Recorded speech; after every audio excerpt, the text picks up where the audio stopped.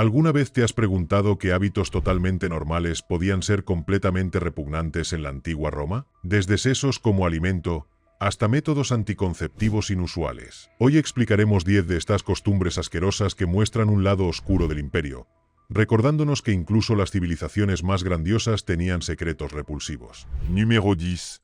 Seso como alimento. Los sesos de cordero se consideraban un manjar en la antigua Roma y formaban parte habitual de la gastronomía romana. Aunque en algunos lugares los sesos aún se consideran un manjar, este plato tan inusual era muy apreciado por los romanos. Se preparaba de diversas maneras, como hervido, horneado o incluso frito, según la receta. Un plato romano particularmente creativo combinaba sesos de cordero con huevos, pimienta y pétalos de rosa, lo que pone de relieve el ingenioso enfoque culinario de los romanos. Los sesos solían condimentarse con una mezcla de especias, y la inclusión de ingredientes como pétalos de rosa demostraba su disposición a experimentar con sabores tanto salados como aromáticos en sus comidas.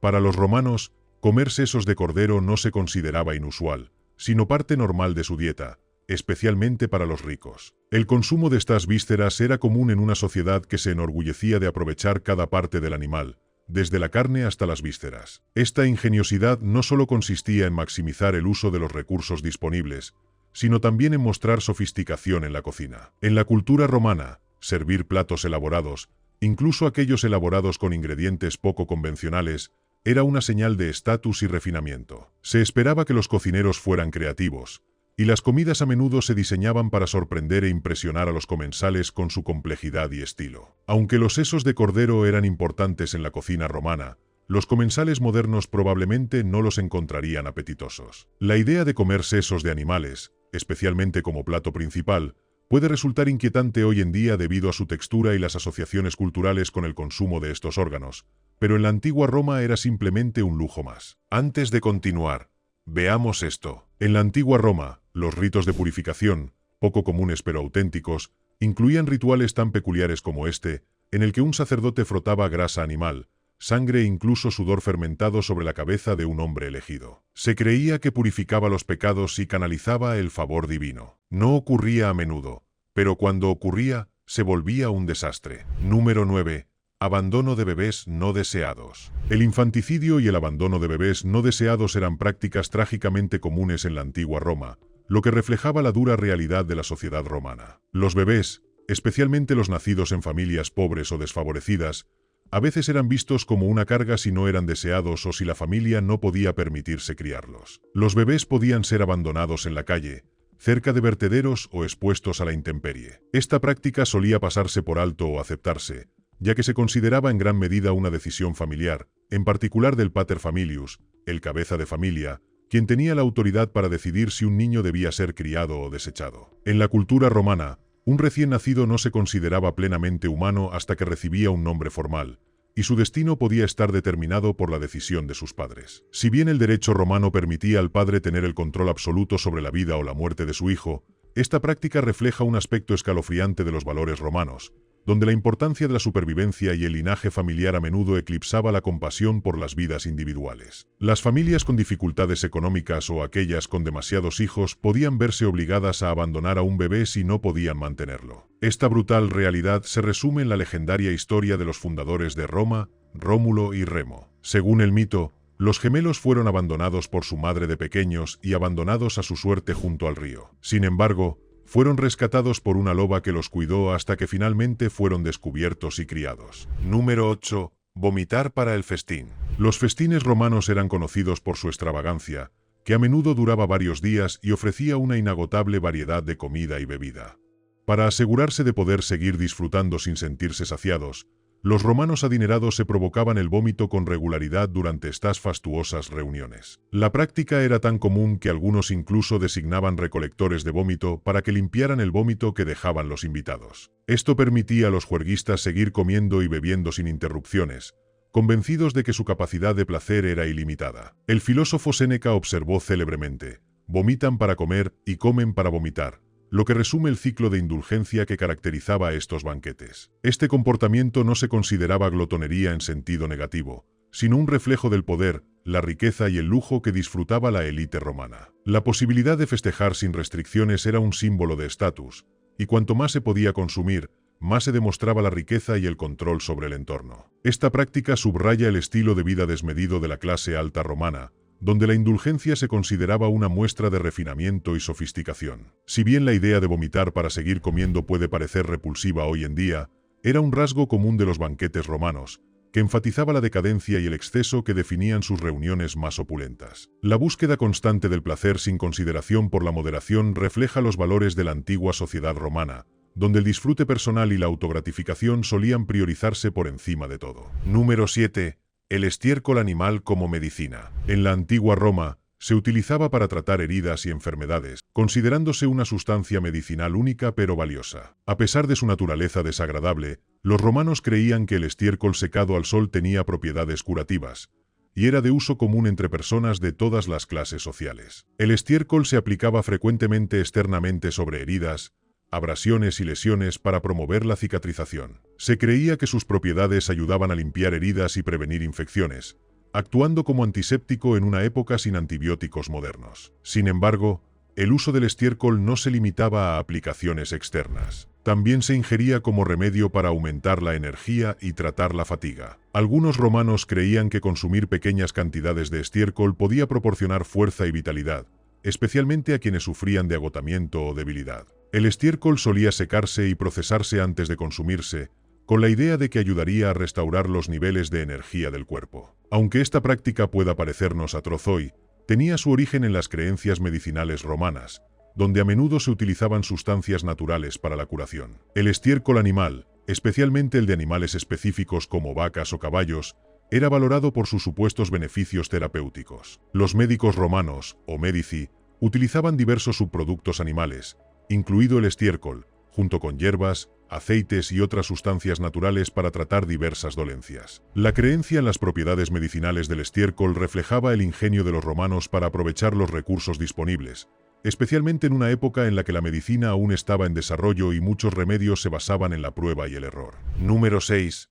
Ejecución en saco. El castigo romano de poena culei era una de las formas de ejecución más horrendas y brutales, reservada específicamente para los condenados por parricidio o por el asesinato del padre. El castigo consistía en colocar al condenado en un gran saco, junto con diversos animales vivos, generalmente serpientes, perros, gallos y monos. Una vez sellado dentro del saco con estas criaturas, el individuo era arrojado al agua, generalmente a un río o al mar. La ejecución se llevaba a cabo de tal manera que los condenados se ahogaban o morían por los ataques de los animales confinados con ellos. El propósito del poena culei era doble: asegurar una muerte dolorosa y prolongada y servir como un fuerte elemento disuasorio. Los animales dentro del saco, a menudo venenosos o agresivos, contribuían al terror del castigo, asegurando que la víctima sufriera en sus últimos momentos de vida. La inclusión de animales vivos en el saco añadía un elemento inquietante de imprevisibilidad y salvajismo, simbolizando la gravedad del delito. Se creía que, mediante un método tan grotesco y humillante, las autoridades romanas podían imponer una retribución adecuada por el inimaginable delito de parricidio. Si bien la práctica puede parecer bárbara y extrema para los estándares actuales, subraya el estricto enfoque romano hacia la justicia, especialmente para los delitos que amenazan el orden social. La pena no era solo un castigo, sino que pretendía transmitir un mensaje claro sobre la santidad de la familia y las graves consecuencias de violar ese vínculo. Número 5. La orina se usaba para lavar la ropa. En la antigua Roma, la orina se consideraba un recurso valioso con múltiples aplicaciones útiles, en lugar de desecharse como residuo. Una de las aplicaciones más importantes era la lavandería, donde tanto la orina humana como la animal se utilizaban como un potente agente de limpieza. La orina contiene amoníaco, un detergente natural eficaz que descompone la grasa y las manchas. Los romanos, al percatarse de esta propiedad, comenzaron a usar la orina para blanquear su ropa, especialmente las preciadas togas blancas. Para potenciar su poder limpiador, la fermentaban, dejándola envejecer y aumentando su contenido de amoníaco, haciéndola aún más eficaz para limpiar telas. Los lavanderos, conocidos como polones, remojaban la ropa en tinas de orina y luego usaban una técnica de pisoteo para agitar la tela, ayudando a eliminar la suciedad y las manchas. El resultado era ropa más limpia y blanca, aunque el proceso probablemente dejaba un olor fuerte y desagradable. Para los romanos, sin embargo, el poder limpiador de la orina fermentada era más importante que cualquier incomodidad causada por su olor. La orina también se utilizaba para otros fines. Se empleaba para teñir cuero, ya que el amoníaco ayudaba a abrir los poros del material, permitiendo que los tintes se absorbieran con mayor eficacia.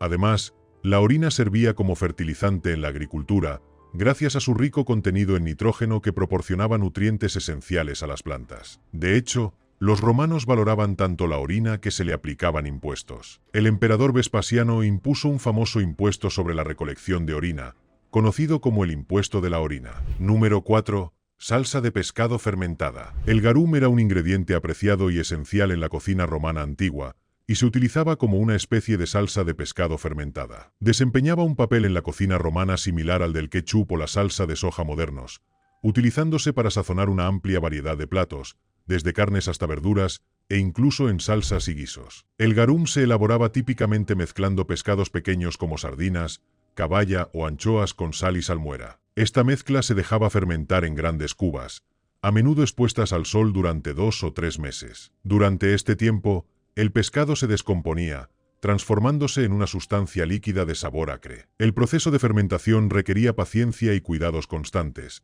ya que era necesario remover la mezcla a diario para asegurar su correcta fermentación. Con el tiempo, el pescado se pudría, y el líquido resultante se recolectaba y se utilizaba como garum. La salsa en sí era conocida por su sabor intenso y salado, y su capacidad para realzar el sabor de la comida con un delicioso toque umami. Tanto los chefs romanos como los aficionados a la cocina apreciaban el garum, y se añadía a todo, desde platos de pescado hasta carnes, e incluso se utilizaba en aderezos y condimentos. Aunque el garum se usa ampliamente, muchas sensibilidades modernas encontrarían desagradable su potente y desagradable olor, procedente de la descomposición del pescado. La sola idea de dejar pudrir pescado fresco durante meses podría hacer que los cocineros contemporáneos dudaran en preparar garum ellos mismos. Sin embargo, la salsa era muy apreciada en Roma, y numerosas recetas la requerían. Se vendía en diferentes calidades. Las versiones más caras y refinadas estaban reservadas para la élite, mientras que las variedades más comunes estaban disponibles para el público general. Número 3. Aceite perfumado para el baño. La higiene personal en la antigua Roma era muy diferente a la actual. Sin jabones modernos ni productos de limpieza sintéticos, los romanos dependían en gran medida del aceite de oliva y los aceites esenciales para limpiar y cuidar su piel. El método consistía en aplicar generosas cantidades de aceite de oliva sobre el cuerpo, a menudo mezclado con otros aceites aromáticos para perfumarlo. Este aceite se raspaba de la piel con una herramienta llamada estrígilo, un instrumento metálico curvo, generalmente de bronce o hierro. El estrígilo ayudaba a eliminar la suciedad, el sudor y las impurezas de la piel, dejándola limpia y suave. Además, tenía el beneficio adicional de esfoliar la piel, eliminar las células muertas y estimular la circulación. Este proceso de limpieza se llevaba a cabo típicamente en los baños públicos, parte integral de la vida cotidiana romana. Los baños no eran solo lugares para lavarse, eran importantes centros sociales donde la gente podía reunirse, relajarse y conversar. Estos baños a menudo contaban con una serie de salas con temperaturas variables, como el tepidarium, cuarto templado, el calderium, cuarto caliente, y el frigidarium, cuarto frío, diseñados para ayudar a los usuarios a abrir los poros, limpiar el cuerpo y relajar los músculos. El baño era una experiencia comunitaria, y el ritual de untar con aceite y raspar era parte esencial de ella. Aunque este método de limpieza pueda parecernos inusual, los romanos concedían gran importancia a la higiene personal, considerándola un reflejo del estatus social y el bienestar. Además, el uso de aceites perfumados añadía un toque de lujo y sofisticación a su rutina. Número 2. Alimentando a los muertos. En la antigua cultura romana, la muerte no se consideraba el fin de la existencia, sino una transición al más allá. Como parte de esta creencia, los romanos practicaban la inusual tradición de alimentar a los muertos. Los arqueólogos han descubierto evidencia de esta práctica en tumbas romanas, donde se colocaban restos de comida, incluyendo carne animal, junto al difunto. Esta práctica se basaba en la creencia de que los muertos necesitaban sustento para prosperar en el más allá. Los cerdos eran la ofrenda más común, ya que se asociaban tradicionalmente con la diosa Ceres, deidad de la agricultura y la fertilidad. Sin embargo, los arqueólogos también han descubierto restos de animales más inusuales, como zorros, en tumbas, lo que sugiere que se eligieron animales específicos por razones particulares, quizás relacionadas con el estatus social o las creencias personales del individuo. Estas ofrendas tenían como objetivo nutrir al difunto y asegurar su bienestar en el más allá, lo que resalta la importancia de honrar y apaciguar a los espíritus de los muertos. En algunos casos, los romanos usaban pipas para verter miel, vino y comida en las tumbas, simbolizando aún más su compromiso con el cuidado de sus seres queridos fallecidos. Verter líquidos en la tumba se consideraba una forma de brindar a los muertos los mismos placeres que disfrutaban en vida, asegurando su bienestar espiritual. Este acto también servía para mantener la conexión con el difunto, reforzando la creencia de que la muerte no era una separación definitiva, sino la continuación de la existencia en otra forma. Número 1. Métodos anticonceptivos inusuales. Las mujeres de la antigua Roma buscaban maneras de controlar la fertilidad, empleando con frecuencia soluciones ingeniosas y, en ocasiones, poco convencionales, a pesar de que los métodos anticonceptivos eran muy diferentes de los que utilizamos hoy en día. Uno de los métodos anticonceptivos más comunes era el uso de espermicidas. Las mujeres romanas utilizaban diversas sustancias, como aceite de oliva rancio, miel e incluso excrementos de elefante. La idea tras estas sustancias era que podían crear una barrera para los espermatozoides, impidiendo la fecundación. Aunque estas sustancias puedan parecer extrañas para los estándares actuales, formaban parte de un conjunto más amplio de remedios naturales y conocimientos transmitidos de generación en generación. Además de los espermicidas, también se empleaban barreras físicas. La lana, por ejemplo, a veces se utilizaba como barrera para bloquear la entrada al útero, sirviendo básicamente como una especie rudimentaria de capuchón cervical. Estas barreras se insertaban en la vagina antes del coito, ofreciendo un método rudimentario para prevenir el embarazo. El uso de lana como anticonceptivo no era del todo efectivo, pero era una práctica común debido a la disponibilidad del material. Además, las mujeres romanas a veces recurrían a prácticas supersticiosas, creyendo que ciertos amuletos o talismanes podían protegerlas del embarazo. Entre estos se encontraban amuletos hechos con cuerpos de araña, a los que se les atribuían propiedades mágicas o protectoras. La creencia en el poder de estos amuletos refleja la interrelación entre la medicina popular y la superstición en la cultura romana.